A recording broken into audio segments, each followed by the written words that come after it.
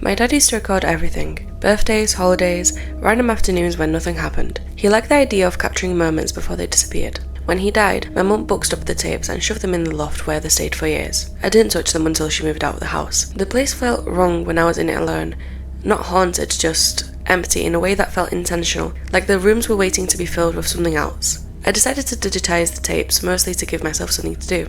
Most of them were exactly what I expected. Shaky footage, bad angles, my dad breathing too loudly behind the camera. Ordinary life preserved badly, until I found one that wasn't labelled. No date, no location, just a blank cassette shoved in the back of the box. I assumed it was recorded by mistake. I was wrong. The tape started with static, a sudden jolt of movement when the camera was lifted. My dad's voice came through, close to the microphone. "Testing," he said. "Okay." The footage showed our old garden. Same fence, same trees, same shed, but the light was wrong. Everything looked dimmer, like it was filmed just after sunset, except I could see the kitchen light on through the back window. That shouldn't have been possible. My dad moved the camera towards the house. "I don't know how long this will record," he said quietly, "but if you're seeing this, then it worked." My stomach tightened. He never spoke like that on camera before. The footage shook when he walked up to the back door. Before he opened it, he hesitated, hand hovering over the handle. "You have to listen to me," he said, "and you have to do exactly what I did." The door opened.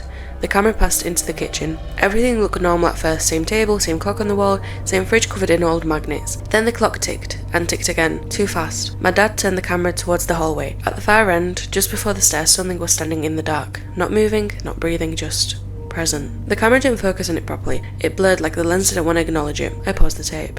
I sat in there for a long time, staring at the frozen image, the hallway, the darkness, the shape just barely visible on the edge of recognition. I told myself it was a trick of a light. A shadow caught mid-frame. I pressed play.